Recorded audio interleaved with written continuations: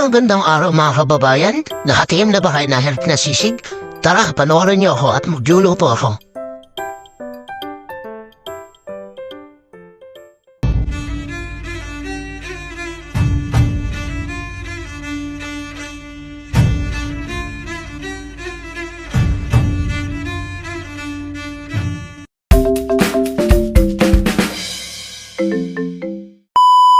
Mga kababayan, ito ang sahap natin. Tokwa hiwain ng papayubs. Sibuyas na puti, gayatin ng maliliit. Siling Tagalog at kagayatin din ng maliliit. Conforme sa palasa niyo, kung gusto niyo maangha ay dadamihan ninyo. Siling Labuyo, pampainit tayo niyong labing-labing. Mga kababayan, conforme po sa inyo kung gaano kadami ang inyong ilalagay na sangkap. Wow! Calamansi naman, pampahilig na inyong love story. Ere naman ang ating pambalasa, oyster sauce.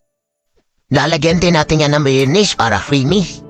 Mga kababayan, makikita niya kaunti lang ang ginamit kong oyster sauce at saka mayonnaise. Gawa kasi na kaunti lang ang aking tokwa. Pero kung marami naman kayong tokwa na gagawin, siya, dadami-damihan ang mayonnaise at saka oyster. Haluin lang po natin yan mga kababayan. Tapos ay ilalagyan na natin yan mamaya sa tokwa. Mga kababayan, huwag sobrang pirito at natigas po ang tokwa. Yung sakto lang po sana. Naglagay na nga tayo ng margarine sa kawali. Digis na nga pala tayo ng sibuyas diyan. O maya-maya ilalagay na natin yan na kalamansi.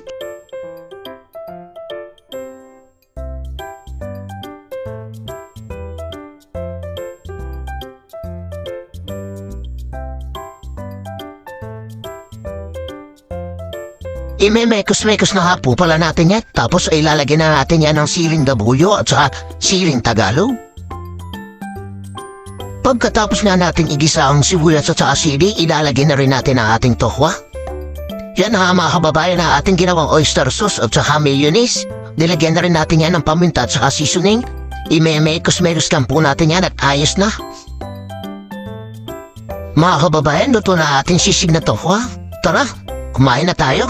Yummy! Maraming salamat po sa lahat ng nanonood ng aking video.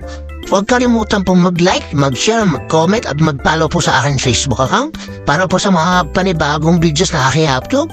Hanggang sa muli mga kababayan. Bye-bye!